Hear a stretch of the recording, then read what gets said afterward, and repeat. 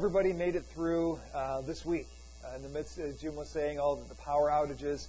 I know that at least in my neighborhood, there still are some homes without power. The mayor is saying maybe tomorrow there's a possibility that some of those homes will get their power back. So you think about not only here in the Cleveland area and how we were impacted by this hurricane. And yes, there was a street not too far from me where the whole street's been blocked off since Tuesday because a huge tree fell in the middle of the road and the whole road was blocked. It took down all these power lines. And I saw coming in this morning that sometime yesterday they got all that cleared away and that road is now open again. But you think about some of the devastation that has taken place, obviously, especially out on the East Coast, and all of the cleanup efforts that have to go on now. You almost, if you're sitting in the midst of that, where do you even start?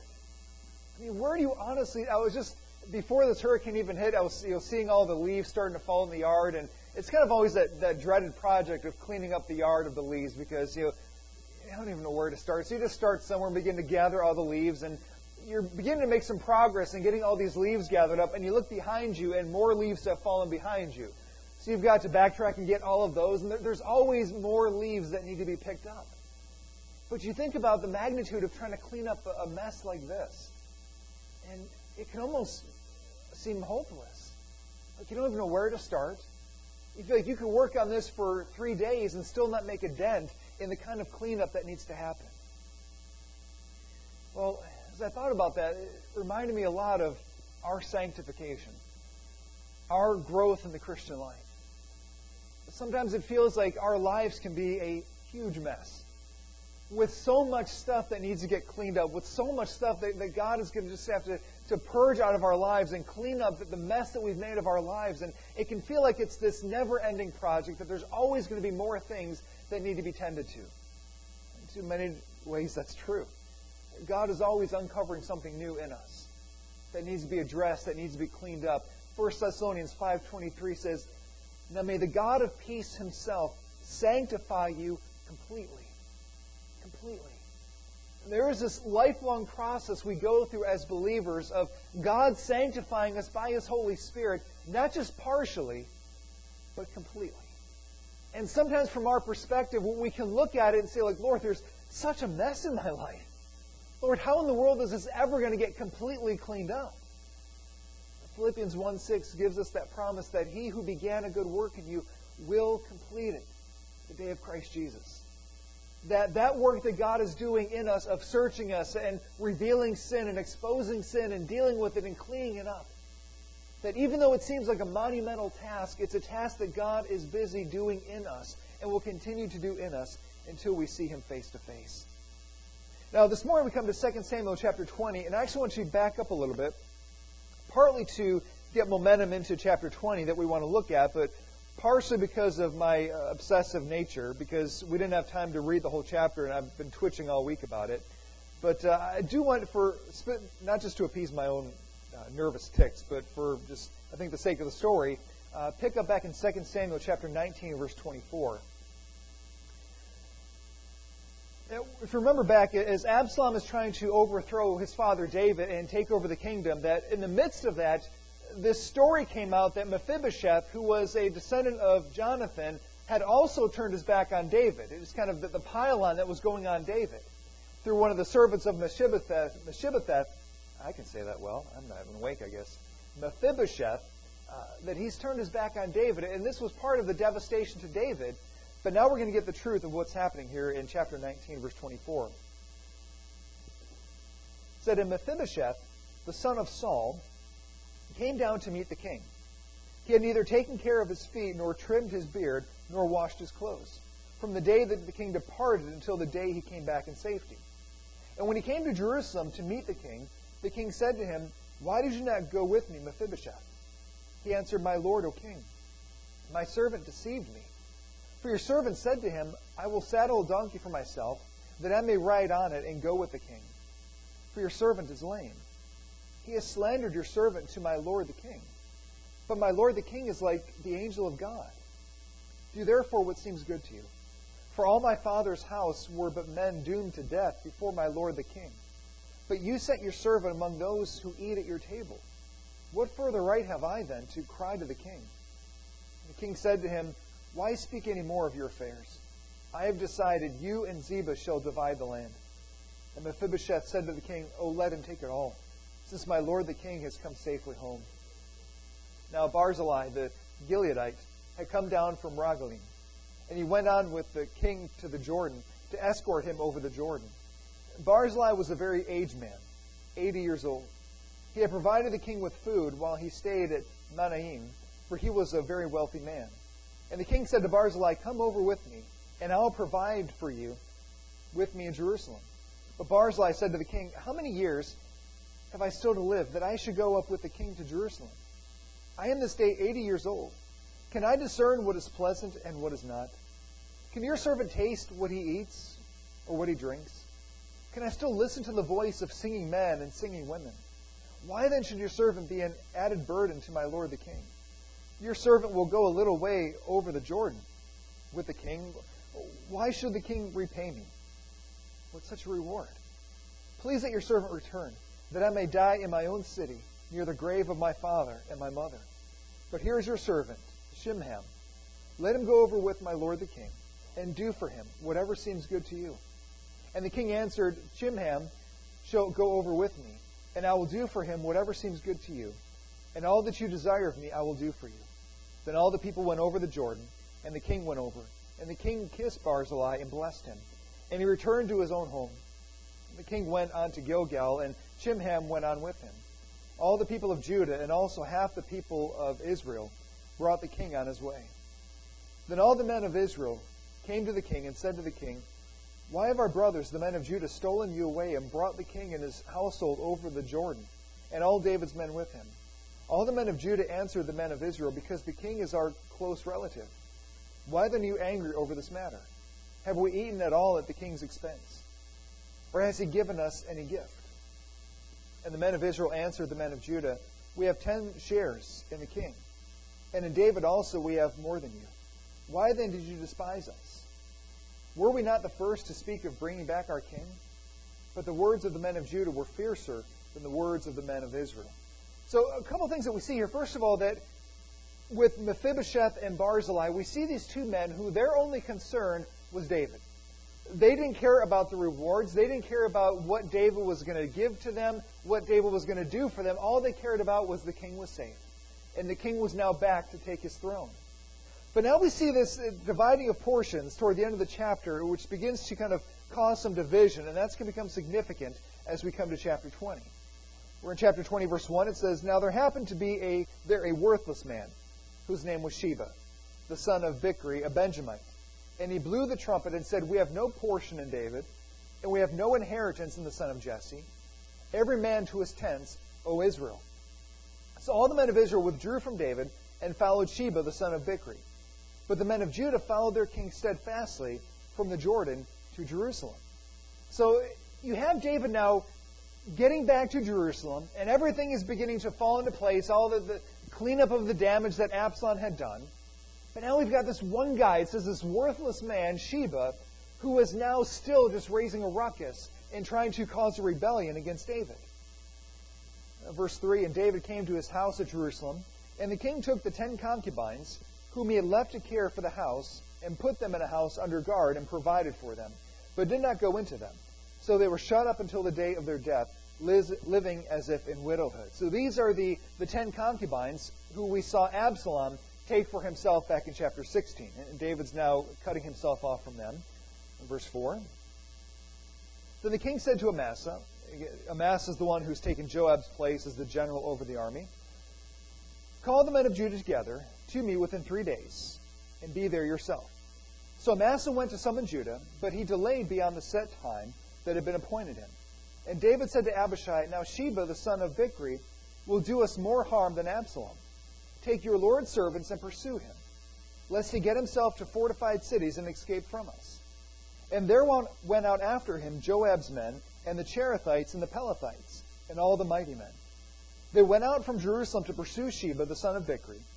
When they were at the great stone that is in Gibeon, Amasa came to meet them. Now Joab was wearing a soldier's garment, and over it was a belt with a sword in its sheath fastened on his thigh. As he went forward, it fell out. And Joab said to Amasa, Is it well with you, my brother? And Joab took Amasa by the beard with his right hand to kiss him. But Amasa did not observe the sword that was in Joab's hand. So Joab struck him with it in the stomach and spilled his entrails to the ground without striking a second blow, and he died. So there's a passage, your family devotions before dinner tonight. Then Joab and Abishai's brother pursued Sheba, the son of Bichri. And one of Joab's young men took his stand by Amasa and said, "Whoever favors Joab and whoever is for David, let him follow Joab." And Amasa lay wallowing in his blood in the highway, and anyone who came by, seeing him, stopped. And when the man saw that all the people stopped, he carried Amasa out of the highway into the field and threw a garment over him. When he was taken out of the highway, all the people went on after Joab to pursue Sheba, the son of Bichri. So they've got a job to do that's more important than what happened to Amasa. In verse 14, and Sheba passed through all the tribes of Israel to Abel of Beth-Maachah. And all the Bichrites assembled and followed him in. And all the men who were with Joab came and besieged him in Abel of Beth-Maachah. They cast up a mound against the city, and it stood against the rampart. And they were battering the wall to throw it down. Then a wise woman called from the city, "Listen, listen, tell Joab, come here that I may speak to you." And he came near her, and the woman said, "Are you Joab?" He answered, "I am." And she said to him, "Listen to the words of your servant." And he answered, "I'm listening." And she said, "They used to say in former times, 'Let them but ask counsel at Abel.' And so they settled the matter. I am one of those who are peaceable and faithful in Israel. You seek to destroy a city that is a mother in Israel. Why will you swallow up the heritage of the Lord?" And Joab answered, "Far be it from me, far be it, that I should swallow up or destroy. That is not true, but a man of the hill country of Ephraim, called Sheba the son of Bichri, has lifted up his hand against King David. Give up him alone, and I will withdraw from the city." And the woman said to Joab, "Behold, his head shall be thrown to you over the wall." Then the woman went to all the people in her wisdom, and they cut off the head of Sheba the son of Bichri and threw it out to Joab. So he blew the trumpet, and they dispersed from the city, every man to his home, and Joab returned to Jerusalem to the king. Now Joab was in command of all the army of Israel, and Benaniah the son of Jehoiada was in command of the Cherethites and the Pelethites. And Adoram was in charge of the forced labor, and Jehoshaphat the son of Elihud was the recorder, and Sheva was secretary, and Zadok and Abiathar were priests, and Ira the Jerite was also David's priest. So Joab leads the army to go and chase after Sheba. Now Sheba does the smart thing. If you've got a whole bunch of people chasing you, you try to go somewhere safe. And so Sheba goes to Abel, and he hides out in Abel. Now, Joab knows this. He follows him there, and so they get all of their army, and they start to attack the city. They begin to pound on the walls. They're going to bring the walls down. They're going to invade the city so that they can get Sheba. And this one poor woman says, "Whoa, time out. Why are you going to wipe out our whole city just because of one guy?" And so they reach an agreement that the city will take care of Sheba, and Joab will withdraw the troops. No sense attacking an entire city because you're just after one man. So that happens, and the people of Abel gather together. They kill Sheba, behead him, and throw his head over a wall. Beautiful picture.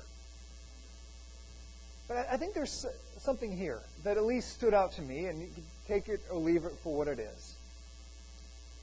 But I think this can be a lot like our sanctification. You know, David settled, everything with David and Absalom is over with. You know, Absalom has been killed. There's no longer that threat to his kingdom. David can now return to Jerusalem. Everything is wonderful. Everybody lives happily ever after. So then Sheba decides to start causing a fuss. And now there's another battle that David has to now worry about. There's another attack that David now has to now deal with. Sometimes we have this idea that once I come to Christ, everything in my life is just going to be smooth sailing for the rest of my life. No more problems, no more worries, no more temptations, no more struggles. It's just going to be this smooth sailing until I just go on to glory and just cap off this wonderful life. We know it's not true. We never see a pattern of this being true either. We look at the Israelites as they march through the wilderness. You know, sometimes we can use the analogy that they arrived at the promised land, as though that was the end of the story. That's the end of the journey. They get to the promised land, they raise their flag, and a happy ending. It's once they arrive at the promised land that now all of these battles are going to continue. The battles don't stop because they get to the promised land. It's just a new set of battles. When we come to Christ, all of the battles in our lives don't suddenly stop and go away. There will continually be battles. There will continually be this process of sanctification where God is pinpointing the Shebas in our lives. Those little worthless fellows that rise up to cause us trouble are going to have to be dealt with along the way. So we have this constant ongoing battle that we go through. Many of you know, completed 2 rounds of the insanity workout, and this week I decided to add more pain to my suffering and starting P90X. And the interesting thing with both of these that I found is, anybody ever seen the infomercials for either of these? Okay. You go through these, and you're sweating profusely. Every muscle in your body is screaming in agony and pain. And you wake up the next morning, and like, why don't I look like the people in the commercials? I mean, I've never sweat. I've never sweat so much, and my muscles have never hurt so much. I should look like those people in the commercials. And we expect this quick, immediate, overnight reaction. And sometimes in our Christian lives, we think there should be this quick, overnight reaction. Like, okay, I read my Bible today, so why don't I feel on fire for Jesus? I actually prayed today. I should just be thriving spiritually because I prayed today. There's a process that we go through. It's still after 2 rounds of insanity, now in a round of P90X, you'd be like, well, aren't you done? It's like, well, I'm not exactly in shape yet. There's still more to be done.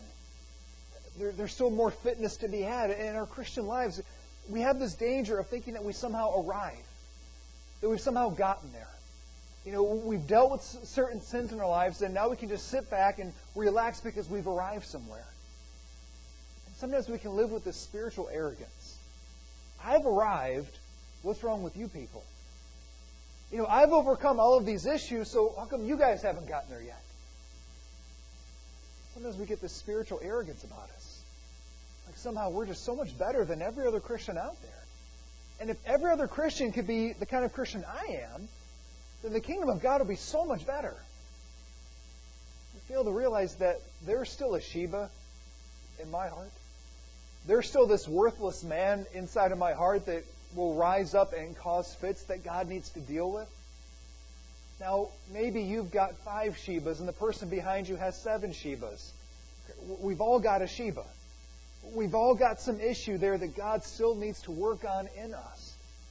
And it seems like the longer I'm a Christian, the more God begins to dig deeper and be like, okay, here's a Sheba that was hiding you never knew about. Let's work on him now. And you get that all figured out. Okay, now I'm done. Now I've arrived. No, see this guy down here. We've got to deal with now.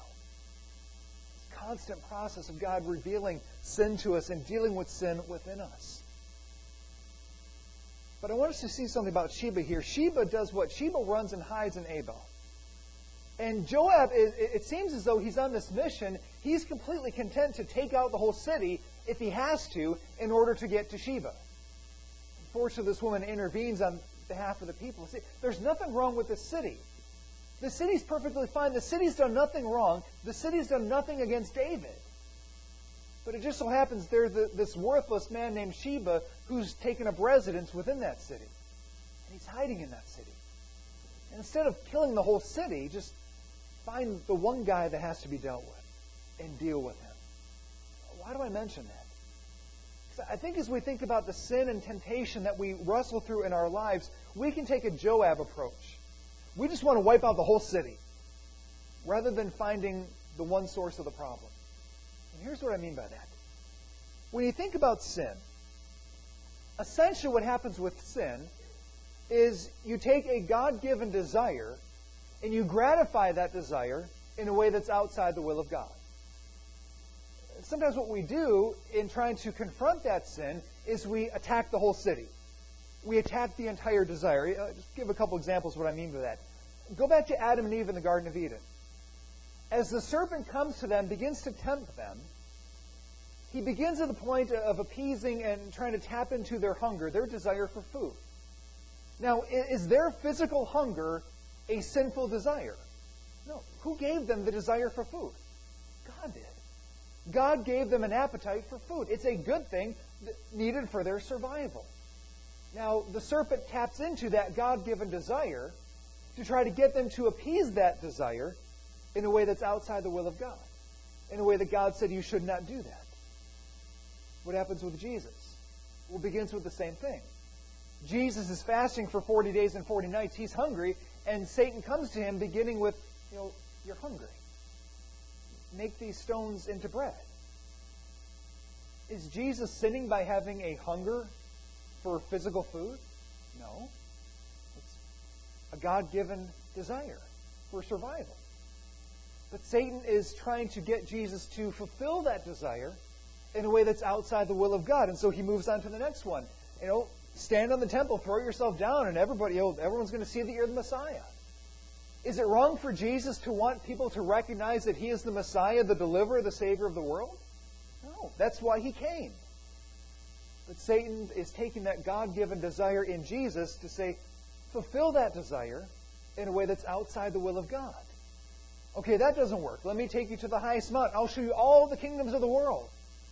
And Jesus, that's what you're coming for, right? You want everybody to worship you. I'll give you everybody. Just bow down and worship me. Is it wrong for Jesus to want everyone to worship Him? That's why He's come.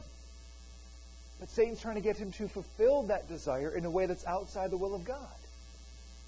Think about sexual sin. Is that a sinful desire that is in you? God gave you that. God gave you that desire to be enjoyed and utilized within the context of marriage. But how often does Satan begin to come at people to fulfill that desire in a way that's outside the will of God? And sometimes what we do is just, Lord, take this desire away from me. In other words, Lord, wipe out the whole city. No, it's not the city that's the problem. It's not the desire that's the problem. It's the Sheba. It's the one thing in there. It's the one way in which you're fulfilling that desire outside the will of God. Think about maybe if you giving into laziness or slothfulness. Is there anything wrong with the desire for rest? God's given us a desire. He's commanded us to rest.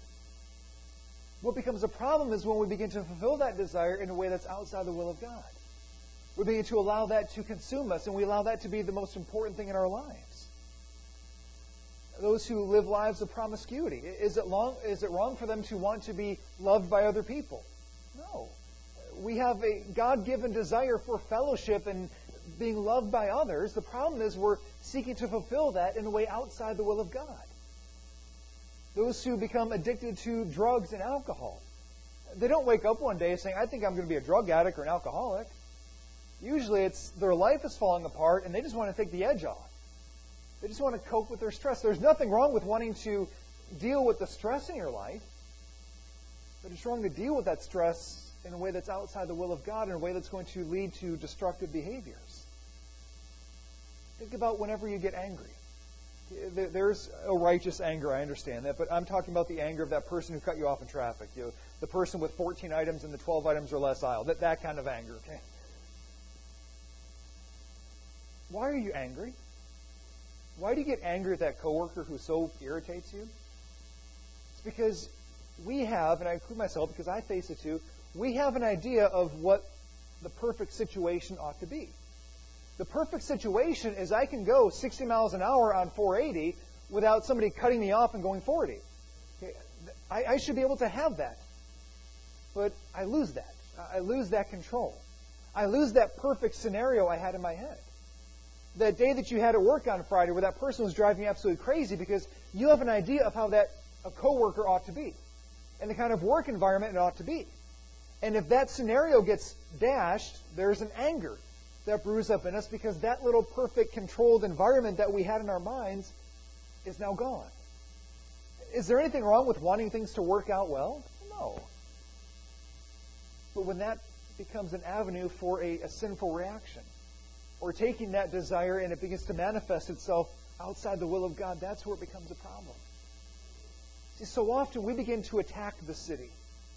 We begin to think that there's something wrong with the desire itself. And so we're just going to sever ourselves from the desire. Well, that's the problem. See, if somebody's wrestling with a sexual sin and they begin to assume that everything in that city is sinful, well, they're just going to fall in some other area. Because there's a God-given desire there to be met. And if you cut off every avenue of meeting that desire, it's going to come back. You know, the person wrestling with an addiction, the addiction's there for a reason. But if you just attack the entire city, it's going to be a week, 2 weeks, and all of a sudden Sheba's going to crawl out from under the ruins of the city. It'll still be there. Because there's a God-given desire in you that you were trying to appease in a sinful way. And attacking the city isn't going to deal with the issue. There's something else at work. Galatians chapter 5, verse 16. It says, "But I say, walk by the Spirit, and you will not gratify the desires of the flesh." See, what usually happens with us in sin and temptation is we attack the city. In other words, we say no. In every way, shape, or form, just no, no, no, no, no. And I want to be careful with this, because somebody visited our church a couple years ago. This was before I had lost any weight, and they pulled me aside after service, and I used weight loss and that as an analogy for dealing with sin, and they said, "It sounds like you're prejudiced against overweight people." And my first reaction was, God bless you that you think I'm in a situation to be prejudiced against overweight people, because I was pushing 300 pounds. But I think there's a lot of similarities between physical health and spiritual health. If all I ever do is say no, now again, hunger is a God-given desire. And so I can say, eating anything is wrong. Eating anything is bad for me, so I'm not going to eat anything. Well, guess what's going to happen? I'm going to eat something eventually. So if all I do is sit there and say, I can't eat that piece of cake, I can't eat that piece of cake, I can't eat that piece of cake, I'm going to eat the piece of cake, maybe 2, 3, 4. I need to take that God-given desire and gratify it in the way of the Spirit. And gratify that desire in the way that God intended that desire to be gratified. To not just say no to the desires of the flesh, but walk by the Spirit. And Galatians 5 has this picture of we've got the desires of the flesh and the desires of the Spirit that are at war with each other. Say no to the desires of the flesh, but don't just say no to the whole city. Say yes to the desires of the Spirit. Find the way within the will of God to find that. So those who are longing for love and acceptance and among people, you're not going to find it having one-night stands every weekend. In the context of a Christian community, you'll find genuine love, genuine acceptance, genuine fellowship. So it's not just saying no to the whole city, attack the whole city, but say yes to the things of God. You can say no to a piece of cake all day long, but unless you turn that desire to eat something healthy, you know what's going to happen. You know what's going to happen. We see sometimes in us, because we've gratified desires in sinful ways, we assume that the desire itself is sinful. And we attack the entire city. And a week later, 2 weeks later, we fall right back to the same sin. Because we never addressed Sheba. We waged war on the city, but we never actually tracked down Sheba himself. A couple of examples to help this maybe make a little bit more sense. Maybe there's something in you that just desires for a little bit of peace in your life. Just in the midst of the chaos, you're getting 25 political phone calls a day. You just want some peace and quiet. There's nothing wrong with that. But where are you going to find that peace? Where are you going to ultimately find that rest? You can look to a lot of different things. Okay, you can turn on the TV for a couple hours and just see 55 commercials for politicians. But after 1 hour of watching, again, there's nothing wrong with eating a piece of cake. I'm not saying that's sin. There's nothing wrong with watching TV. That's not sinful itself. Please don't misunderstand that. What I'm saying is that everything within you is crying out for peace and for rest. Just to let go of the burdens of life. That 1 hour of TV, in all honesty, do you feel any more at peace, any more relieved of your burden than when you started that show? It wasn't wrong to watch the show, but did you find what you were looking for? That peace and that longing, just that, everything is right in the world. Did you really find that at the end of the hour? No. So what happens? Second hour. Maybe 1 more hour will give me that peace that I'm just so longing for in my life. After the second hour, do you have that peace? No. You could watch 3, 4, 5, 6, 7, 8 hours. You're still not going to find it. because you're looking to gratify that God-given desire in a place that cannot satisfy that desire. Well, take a nap. That'll do the trick. Sunday afternoon naps are a wonderful thing. But I don't know if it's because I'm getting older or what's happening, but Sunday naps no longer refresh me. Sunday naps feel like I've just been awakened from the dead. It can be a very painful thing, so there's times I'd rather just skip it because I know how it's going to feel afterwards. When I was in the hospital in June and had that episode where they did CPR, and I felt horrible. Like the rest of the day, it just felt, I'd never want to feel like that again. And sometimes those naps can make you feel like that, just like, I have a headache now, and just stiff, and just feel out of it. That nap's not going to give you what you're looking for. You can take a 3-hour nap. You're still going to wake up to the same problems that you started your nap with. It's not going to make it go away. Well, maybe if you can just control everything, control everybody around you, then you can finally get some peace. If you can just force peace upon everything around you, that's not going to happen either. You're just going to be the guy on the like Ed Sullivan shows years ago who just get all the poles with the plates on them and just spin them. Do you ever see those guys do that and they spin all 20 plates and then just stand back and, look at my handiwork. And by the time they start the 20th plate spinning, the first one's starting to wobble. They've got to run back and get that one going again and work their way down the line. And once they get to the end, the first one's wobbling again. And some of us spend our lives like that. If I can keep all the plates spinning in the air, then I can just, everything will be right in my life. But the problem is the plates never keep spinning. Things are going to start wobbling. Things are going to start losing control again. And you're always going to be fixing something somewhere.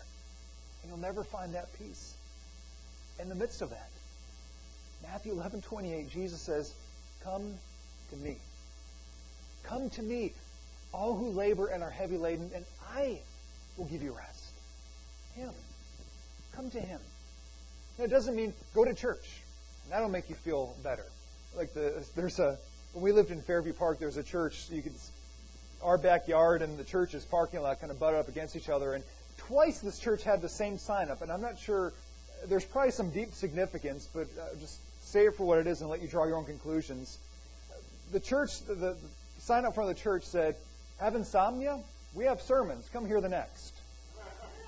Now, as a preacher, I'm thinking that's not a good thing, that my sermons are the cure for your insomnia. Maybe, I don't know what was intended by that, but it's not just come to church and you'll have rest. Come to church and you'll have peace. You can come to church and not have peace. You come to church and still be all panicked and out of control because of what's going on in life. Jesus said, "Come to me. Come to me. I will give you that rest." That longing for joy, you just want to find some glimmer of joy in your life. Okay, you're going to find it in your hobbies, your career, all this stuff? No. That's why I'll have joy once I have once my bank account is balanced. Once I have enough money in the bank, then I'll have joy. Well, who's ever found that to be true? It's just a little more, and then a little bit more, and then I'll have some. It never happens. Psalm 37:4, delight yourself in the Lord. Now, if you know the verse, it says, "And He'll give you the desires of your heart," but forget about the last part of it. Just delight yourself in the Lord. Delight yourself in Him. The whole book of Philippians, we've been looking at on Wednesday night prayer meetings, about having joy in the Lord. Not in your circumstances, not in the things going on around you, but find your joy in Him. Delight yourself in Him. Taking those desires. We get into trouble when we take those desires and fulfill them in ways that are outside the will of God.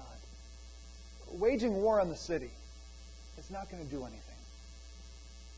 But to isolate that Sheba, begin to find those desires fulfilled in the things of God, to walk by the Spirit, to gratify the desires of the Spirit, to seek Christ, to seek Him. That guilt, that shame, you can do 100 good deeds and you're not going to get rid of that guilt and that shame that you're wrestling with. It's only when you come to Jesus. That forgiveness that you long for, if I pile up 200 good deeds, I'll be forgiven for the bad thing that I've done. You'll never find that in all of your good deeds. You'll find that in Jesus alone. Him. To seek Him, to run to Him, to delight yourself in Him, to seek His will and His glory in our lives. Let's pray.